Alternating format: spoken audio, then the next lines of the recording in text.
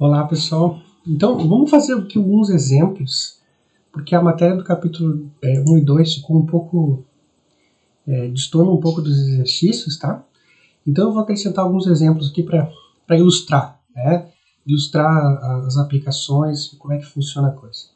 Então, vamos começar com esse exemplo 1 aqui, que o exemplo 1 e 2 é sobre trocar entre a linguagem formal e a linguagem usual, tá? Então, as frases elas ficam muito estranhas, não tem problema, tá? Mas a gente vai ver que em certo ponto elas vão ser úteis para analisar argumentos, tá? Então, considere as frases. P, Rebeca é cantora, e Q, o cavalo pula, tá? Como seria a tradução para a linguagem usual das proposições P e Q?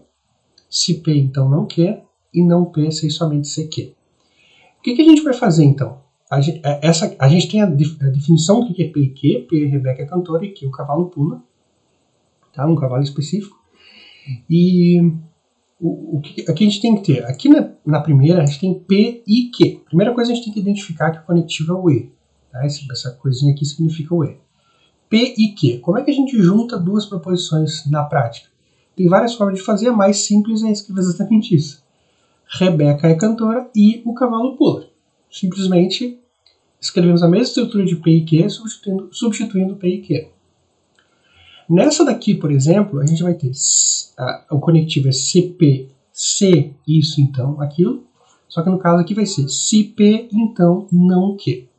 Primeira coisa que a gente tem que fazer é não Q. Então, o cavalo pula, negação de Q, é o cavalo não pula. Então, a estrutura vai ser se P, então não Q.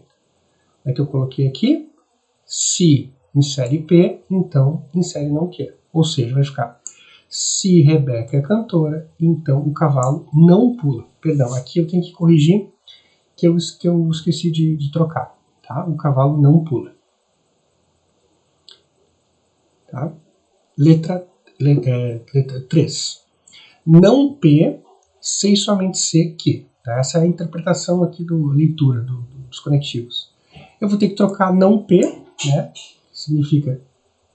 Eu fiz o mesmo erro aqui, né? Tem que corrigir também. Rebeca não é cantora, se e somente se o cavalo pula. Eu vou corrigir nas notas, tá? Então, aqui a última seria... Senão não vou falar que não precisa complicar. Rebeca não é cantora, se e somente se o cavalo pula. Basicamente, eu estou usando isso aqui, substituindo para obter as sentenças. Eu vou fazer o caminho contrário quando eu tiver sentenças e eu quiser estabelecer elas em linguagem formal. O que eu preciso fazer primeiro é identificar as proposições simples, as menores partes que são verdadeiras ou falsas. Então, o temos que não diz nada, mas o x igual a 1, x igual a 3 dizem que são proposições. Então, eu vou colocar p igual a x igual a 1 e que x igual a 3. Essas são as proposições. Aí nós temos que isso ou aquilo. Ou seja, eu vou ter que substituir como P ou Q, porque esse aqui é o conectivo do ou. E agora eu identifiquei P é isso aqui, Q é isso aqui, logo a estrutura formal disso aqui é P ou Q. Tá? Então a gente vai utilizar isso mais adiante, isso vai ser importante para a gente analisar argumentos e tudo mais no futuro, vendo os valores lógicos das proposições. Então, será que x é igual a 1? Será que x é igual a 3? Olha, isso aqui acontece, então isso aqui é verdadeiro, isso aqui é falso, tudo mais. E aí a gente vai determinando o valor lógico das sentenças e dos argumentos. Tá? Hoje chove, o cavalo está selado e está quente. Então, eu tenho 3 informações, né? Hoje chove, o cavalo está selado e está quente. A união que a gente tem aqui é pelo E, apesar de ter uma vírgula, é a ideia do isso e aquilo outro.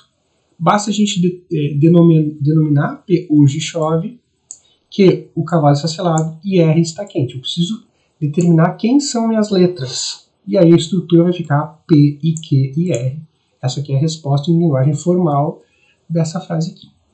Se a chuva cai, então o chão se molha. Bom, eu determino aqui que P é a chuva cai e que o chão se molha. Tá? Essas conjugações aqui, claro que são importantes para a frase fazer sentido, né, quando a gente fala.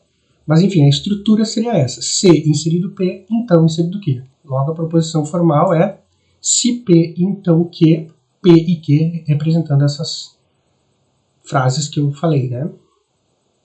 Bom, a gente pode, uma coisa importante também, né? Quando a gente tem os nossos, eu vou voltar aqui um pouquinho, aqui a gente tem o nosso resumo da tabuada lógica, né? Como é que a gente calcula não, E ou C, então, C somente C, e agora a gente vai fazer as contas com proporções específicas, tá?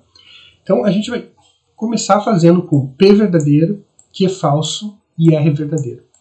Se eu substituir aqui P e Q, bom, o conectivo E, a gente lembra, é verdadeiro somente quando ambas são verdadeiras. No caso aqui eu tenho P verdadeiro e Q falso.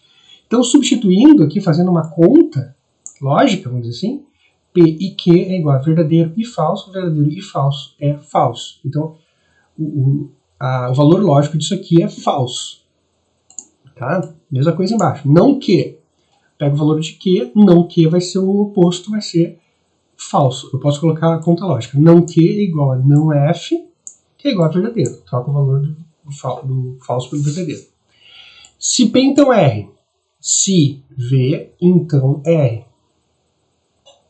Que é verdadeiro também. Então eu vou substituir aqui se V, então V. Qual é a regra do V? Da condicional, do se então? A gente vai ter, só vai ter uma resposta falsa quando verdade implica falsidade, né? Vera Fischer. Então não é o caso aqui, porque aqui nós temos V, se V, então o resultado é verdadeiro.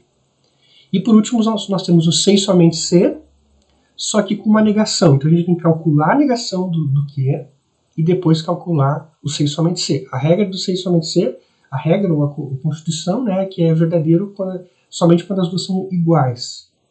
No caso aqui eu vou substituir R é V e Q é F, né? Então eu vou substituir aqui R, se e somente C, não Q. Então vai ficar V, se e somente C, não F vai virar V, então vai virar V, se e somente C, V, que é verdadeiro. Tá? Então simplesmente fiz uma conta lógica substituindo isso aqui usando as regras que definem o que são os conectivos e quais são os seus valores lógicos. Tá? E por último aqui a gente usa uma expressão com expressões na linguagem usual, embora eu esteja colocando expressões matemáticas aqui, tá? Mas, por exemplo aqui, vou começar pela 2. 3 é maior do que 4 ou a Lua gira em torno da Terra. Tá? Então essa expressão aqui, 3 maior do que 4, que tipo de expressão que eu tenho aqui? Eu tenho duas, né? P igual a 3 maior que 4 e Q, a Lua gira em torno da Terra. A primeira delas, o P é falso, e a segunda delas, o Q é verdadeiro. Só que eu tenho uma coisa ou outra, ou seja, F ou V. E no caso, a regra do ou, né, que é verdadeiro quando pelo menos uma delas é verdadeira.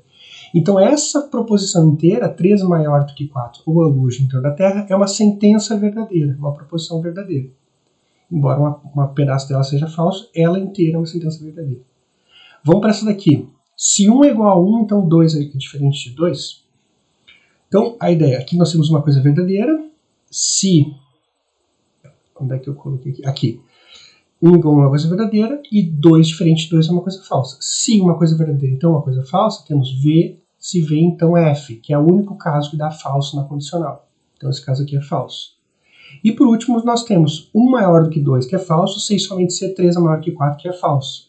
Então isso aqui, por mais estranho que pareça, é uma proposição verdadeira, porque nós temos falso sem somente ser falso, que tem o mesmo valor lógico, logo isso aqui é verdadeiro. Eu acho que com isso vocês têm elementos suficientes para conseguir entender melhor agora e resolver todas essas questões sem grande dificuldade. Tá? É isso.